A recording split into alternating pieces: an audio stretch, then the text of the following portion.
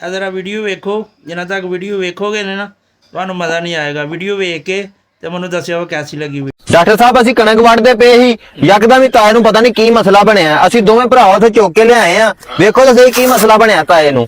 Doctor ਸਾਹਿਬ ਲੱਗਦਾ ਤਾਇਆ ਦਾ BP low ਹੋ ਗਿਆ। ਡਾਕਟਰ ਸਾਹਿਬ ਜ਼ਿਆਦਾ ਮਸਲਾ ਤਾਂ ਨਹੀਂ ਬਣ ਗਿਆ? ਡਾਕਟਰ ਸਾਹਿਬ ਅੱਗੇ ਤੇ ਕਦੀ ਤਾਏ ਨੂੰ ਇਹੋ ਜਿਹਾ ਮਸਲਾ ਬਣਿਆ ਨਹੀਂ ਹੈ। ਓ ਯਾਰ ਤੁਸੀਂ ਦੋਵੇਂ ਭਰਾ ਚੁੱਪ ਕਰੋਗੇ ਤਾਂ ਮੈਂ ਚੈੱਕ ਕਰਕੇ ਤੁਹਾਨੂੰ ਦੱਸਾਂਗਾ ਕਿ ਕੀ ਹੈ। ਡਾਕਟਰ ਮੈਂ ਆ ਕਿ ਤੁਸੀਂ ਹੋ?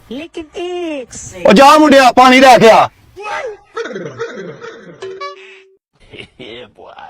ਜਾ ਮੁੰਡਿਆ ਸਮਾਨ ਲੈ ਕੇ ਆ।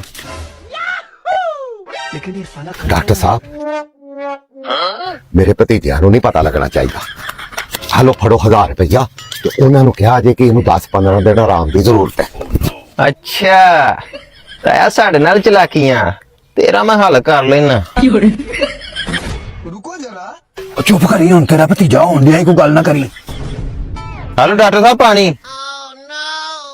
ਡਾਕਟਰ ਸਾਹਿਬ ਮਸਲਾ ਕੀ ਬਣਿਆ ਮੇਰੇ ਤਾਏ ਨੂੰ? ਓਏ ਇਹਨੂੰ ਮਸਲਾ ਕੋਈ ਨਹੀਂ, ਐਵੇਂ ਡਰਾਮੇ ਕਰਨ ਡਿਆ ਈ। ਉੱਠਣਾ ਤਾਂ ਆ ਸਵੇਰ ਦਾ ਤੂੰ ਡਰਾਮਾ ਨਾ ਕੀਤਾ ਹੁੰਦਾ, ਹੁਣ ਨੂੰ ਕਿੱਲਾ ਕਣਕ ਵਾਲ ਲੈਣੀ ਸੀ ਅਸੀਂ। ਹਾਂਜੀ ਕੈਸੀ ਲੱਗੀ ਫਿਰ ਵੀਡੀਓ? ਮਜ਼ਾ ਆਇਆ ਜੇ? ਮਜ਼ਾ ਆਇਆ ਤੇ ਫਿਰ ਵੀਡੀਓ ਨੂੰ ਲਾਈਕ ਤੇ ਸ਼ੇਅਰ ਵੀ ਕਰੋ ਤੇ ਫਾਲੋ ਕਰੋ, ਸਬਸਕ੍ਰਾਈਬ ਕਰੋ। ਸ਼ੁਕਰੀਆ।